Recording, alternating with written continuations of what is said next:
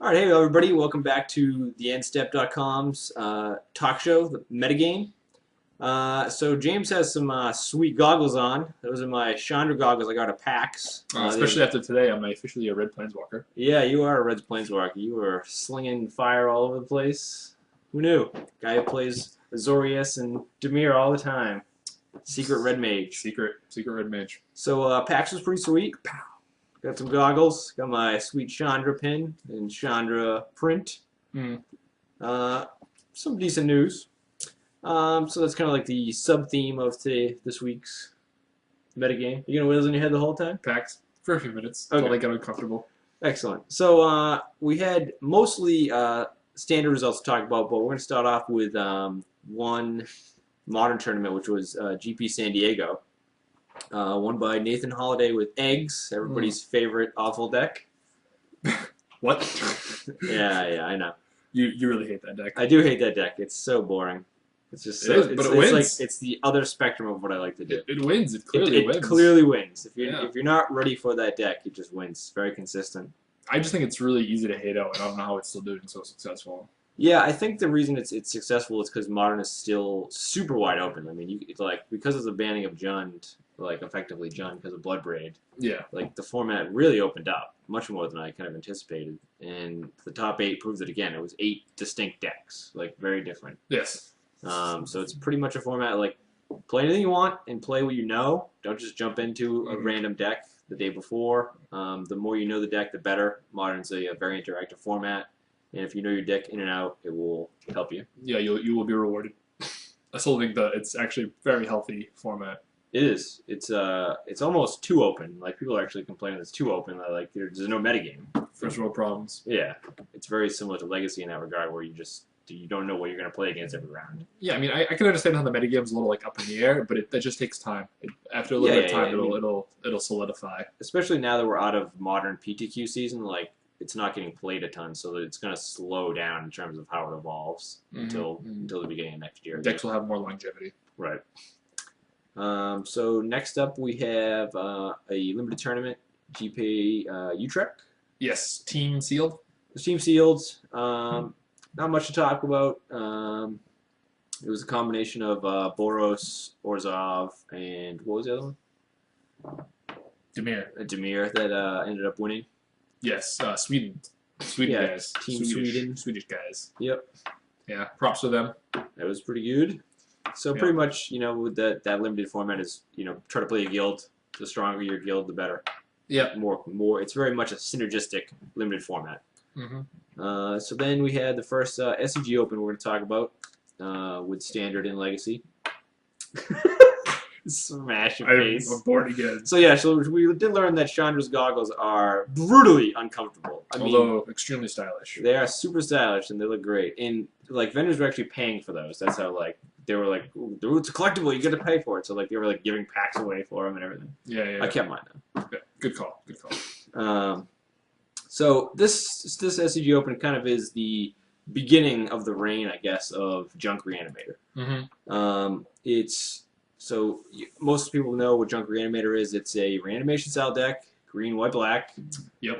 Plays a bunch of mana dorks and Unburial Rights, and either Unburial Rights is a big guy into play, like a Angel's Trinity or a Crater Root Behemoth, or you just hardcast it because you got a ton of mana guys, so you can really shortcut. Right. So it was one of those decks like when it first came up, like, all right, yeah, throw some Rest in Peace in, and the deck will be hated out, but it's stuck around. Yes. And I think it is because of the mana dorks. Like the mana dorks are keeping that deck alive because you can't just slap a Rest in Peace because yes, it slows down quite a bit, but they still could just hardcast and Crater Hoof you and kill you. Right. Yes. So you need to fight the deck on 2 fronts simultaneously. Yeah, mana dorks are extremely in right now. Huge. Which has implications on the metagame, just by mana dorks being in. Yeah. I mean, like Bonfire, Electrickery, like all those like ping sweepers are much better. Static Caster. Yeah, Static Caster sweet. It's a little slower end, but it's still good. Those kinds of cards go up in value at the same time the mana dorks go up in value. But it's a double-edged sword because then if you take away that side of that deck, then they just unbarrel rights you. Right, yeah. So it's like you have to fight that deck on both fronts, and people are having a hard time. Yeah, just like we've been saying for weeks now, like keep your graveyard hate, don't let it go. Yeah, don't abandon it. You still need it. Yeah, you still need it, but like you want to consider that they can also just do everything straight up too. Right. Like that's one edge it has over the human reanimator deck. Yeah, human reanimator is like gone now because like everybody's up on hating out junk reanimator, which in turn crushes the human reanimator. Right, like 50% hates out junk reanimator, but 100% hates out human reanimator, and then junk reanimator has to just play a fair game, which it can do. Right, very much so. Just cast some Thragtusk and some Resto Angels and get there. Necro reanimator, we call it that. Okay, you do that. That's the name of the colors. Is it? Necro. Oh, okay. Or Necro, yeah. Necrovolver. Oh, yeah, right. It's Necro. I'll call it junk. Sure, I like junk too. So that deck then went on from there to win a few other premier events, which we'll talk about in a second. Yep. But we'll touch on the legacy portion of that particular open, won by Brian Cook with the Epic Storm. That's the red variant, correct? Yeah, the lesser version, I guess a lot of people would say. I consider it the lesser. Most people, it's kind of the universal. Yes. It's more explosive. Yeah. Can do some weird things, but much more inconsistent because of that. Which one's much more consistent? This is inconsistent. Right. The Epic Storm is inconsistent versus just Storm being ad consistent. nauseum, Ad nauseum, or Ant, I guess is what they exactly. call it, ad nauseum tendrils. But the thing that this one has going for it is it's silence. Like, I think that's the biggest selling point of the deck is you get to play something like silence. So when you feel like you have the critical match to go off, you just go off. Yeah, you're like, I don't care. Stopping. I don't care what you're doing. Yeah, it'll be ultimate of non-interactive. True. Yeah.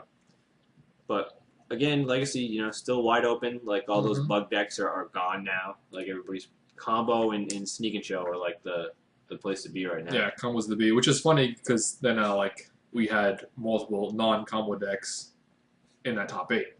Yeah, I mean, you can still get there with fair decks. Like the fair decks are still strong enough to get there. Like this was the top 8 of fair decks, and the unfair deck won. Right. Which is what is the the goal, the point. But yeah. Then we had GP Pittsburgh, which was won by Brock Parker playing Orzhov. Again, we see the synergistic guilds coming into play there. So I'm pretty excited, just an aside, for Dragon's Maze to like shake up that limited format. It's going to be a lot more interesting. Yeah, totally brand new.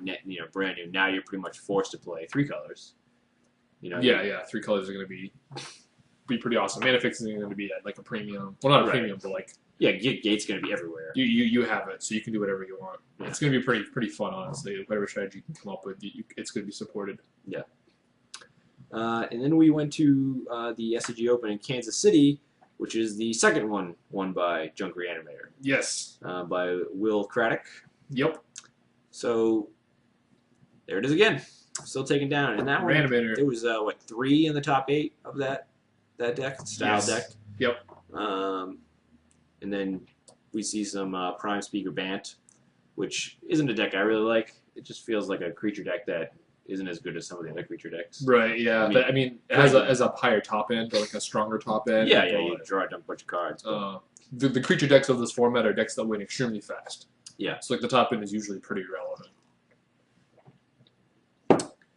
And then we went to the Legacy side on that, and that was won by more of the Classic Storm, right? I believe so. Or the ad nauseum. The better Storm. Yeah, I mean most people agree with that. Yeah, that's the more classic. Yeah, I mean it's I guess you could call it Grixis because it technically is 3 colors, but it only has 1 red card. Yeah, it has Passive Flames. Yeah. So it's really mostly just blue-black. Okay. Yeah, very strong deck, extremely consistent. Yeah, there's so much like library manipulation with all the Ponders, Preordains, and right. Depending on the pilot, the deck is extremely good. Right.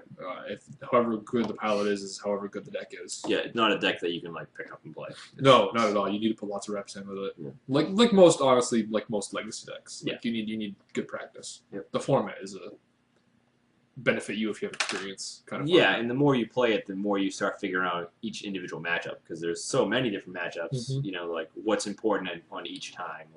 And then what, like with a combo deck, I presume the interaction is more like what can this potential opponent interact with me with? Like, right. Yeah. All right, they're playing this this colors, this style deck. Yeah. What's in those? Especially if you're playing with Cabal therapies. Right. Because, you just need to know that kind of information. And if you don't know the card pool, it's going to be really difficult for you to use those cards appropriately. Yeah, a lot more powerful. Yep. And then we're back to more Reanimator. Yep, Orlando, which was the double standard event. They didn't have Legacy that Sunday. Right, they just did double standard. I think they said the reasoning was Florida typically has a small Legacy crowd. Okay. So if they just held the second standard open, they would do much better. All right, so they're almost like a business decision. Yeah. Held in Disney World, actually. Was it really? Yeah, it was held the Dolphin and Swan, I think, is the name of the hotel. Oh. It's actually like right on the Disney Resort. That's pretty sweet. Actually. Yeah. So you get your you can play Magic and get your Mickey Mouse waffles. It's a good reason to go on vacation. Kind of cool. I mean, your food's obviously going to be more expensive because you're in Disney, but it's kind of cool. They obviously have nice stuff down there. So day one was won by Reanimator, piloted by Brandon Ross. Still very, very prominent in the top 8. I mean, like half the top 8 almost. Yeah. And then a couple Esper controls, and then a more Jund control deck, similar to the one I piloted last week. Yeah. With main deck Ground Seals, which is basically the Reduke version. And Bonfires. The kind of list you would expect to be playing to try and combat a Reanimator deck. Yep. A card that I was telling James that I thought could be slipped into Jund as a one-of, because the removal in Jund is very one-of happy anyways, is Sever the Bloodline. I think Sever the Bloodline needs to come back right now. It's like one of the better answers to the Reanimator strategy. Yeah, exiling stuff is really Exiling stuff is huge. And then day 2 was won by Naya Blitz, which is a deck I've played on camera. Yes. And it's a fun deck. I like the deck a lot. It's really, really fast. It's very popular. Yeah, it is popular. Super popular online. And it's a good strategy against Reanimator. Yeah, and that kind of brings us to the beginning of our next topic. So how to beat Reanimator. Right. And this is an example. So it's a deck that goes under. So Reanimator is a deck that's traditionally trying to go over everybody. So what that means is you're trying to do bigger and better things than everybody else, and just have this inevitable long game. Yeah, if there's a bar where it's just the average game, that lasts a certain amount of turns, you can either go above the bar or below the bar. Above the bar is much more powerful than the average thing, and below the bar is much faster than the average thing. Not necessarily less powerful, just faster. Yeah, just faster. Yeah, the trade-off is usually those decks that go under are decks that can't play long games. So if you get drawn out, it's almost a death sentence. Right. Where a deck that goes over is, has no problem going late. Right. Has problems going early. They generally like to go late because to go over the bar you need time and mana because it's generally an expensive strategy. So a lot of these super aggro decks like Blitz, Humans, even the Aristocrats, and Mono Red, Jund aggro, Mono Red, and even Gruul aggro are starting to see a little bit of an uptick because they actually don't have an awful matchup against Junk Reanimator. I mean, still you can get turn 3 Angel of Serenity and you're still going to lose, but that's the best draw the deck can do. And it's just trying to basically kill them as fast as possible.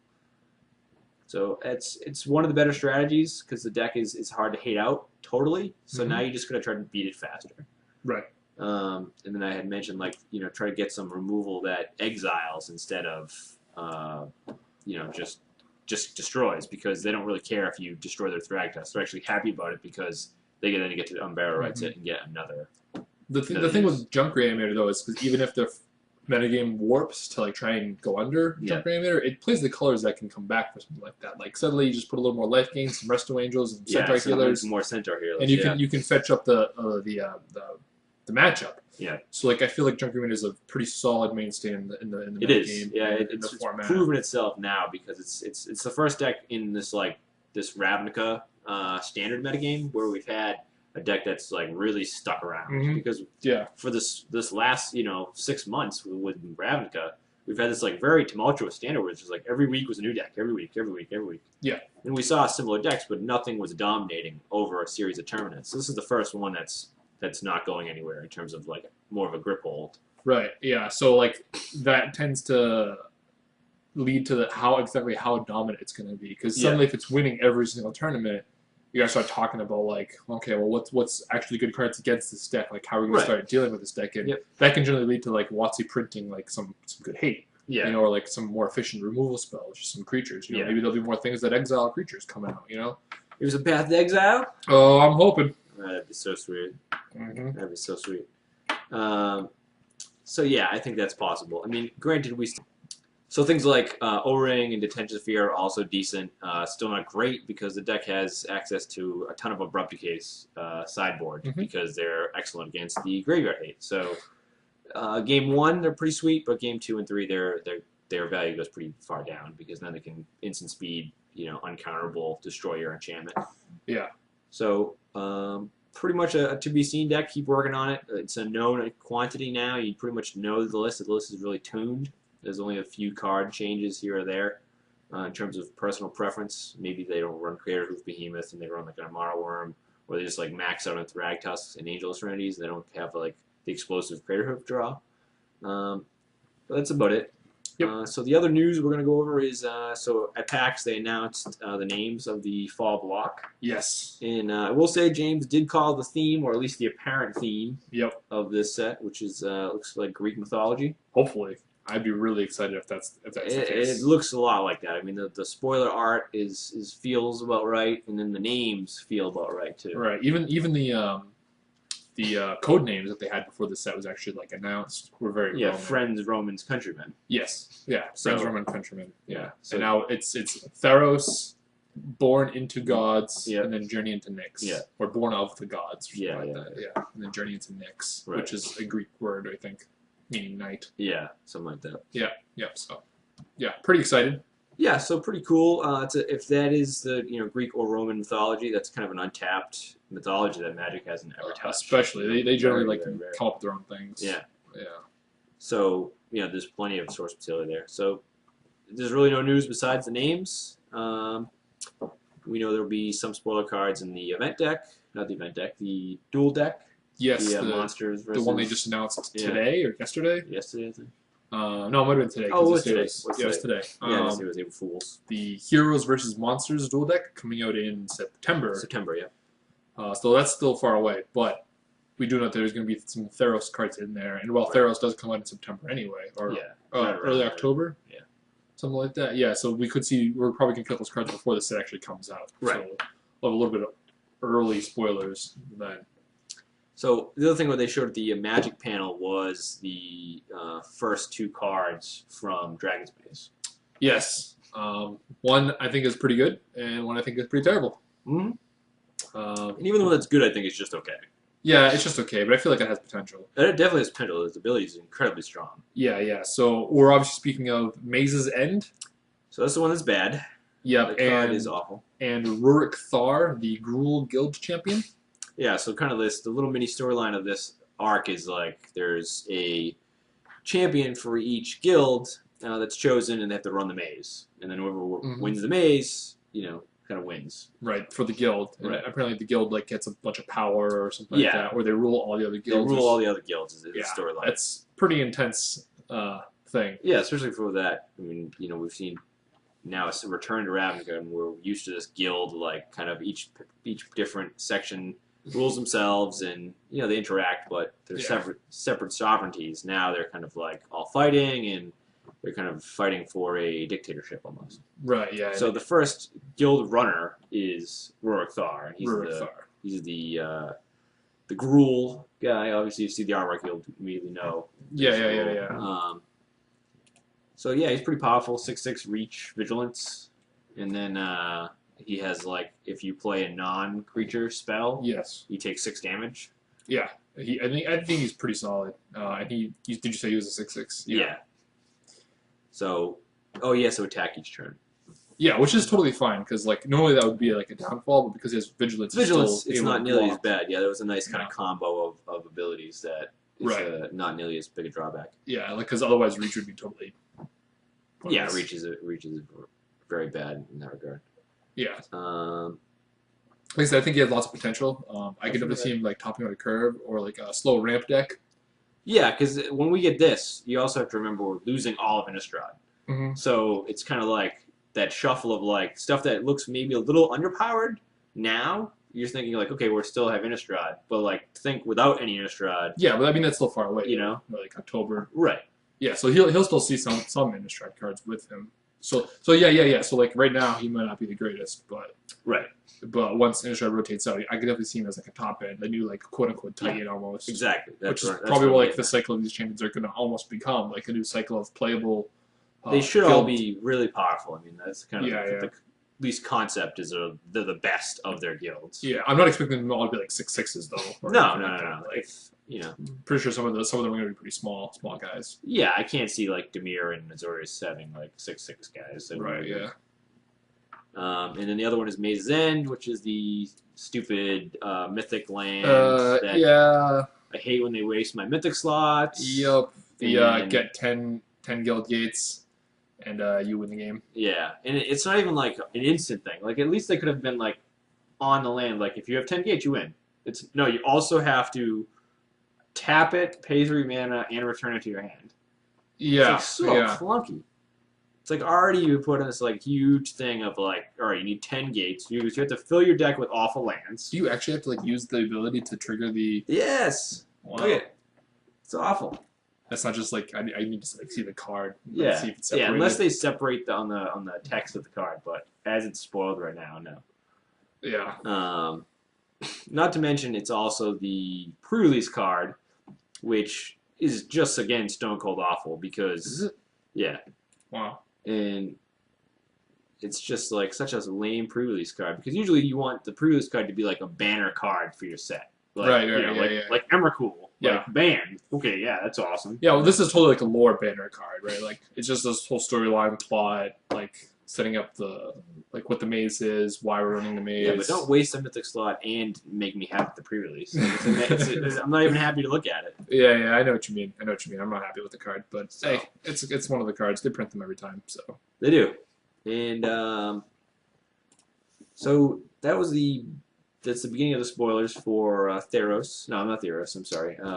Dragon's Maze. Right. The spoilers themselves come out April 8th? Or, yeah, 8th. Next Monday. Next week is spoilers.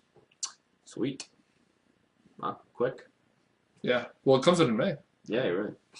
So the only other news, I guess, would be the confirmation of what we kind of already knew with the pre-release format they confirmed at PAX 2.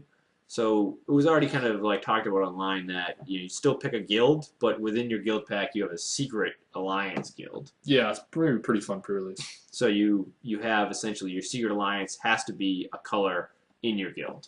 Right. It has to share one of your colors. Right. So it's kind of it'll be an additional cool thing as you open to be like, oh, who's my secret alliance? Mm-hmm. So I'm not going to tell anybody. Yeah, it's kind of cool. Like, should we like sit down? Like, obviously they see your box, so they know what you're gonna at least start with, but they don't know what you're gonna end up with. So you're almost going to be guaranteed playing a 3-color deck. Yeah, for sure. I mean, there's a potential to open and have a straight 2-color, but it probably won't be the most powerful version. Probably not. No. But that's about it. That's about it.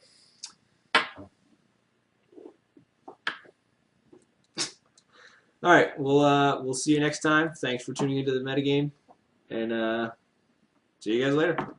Pow.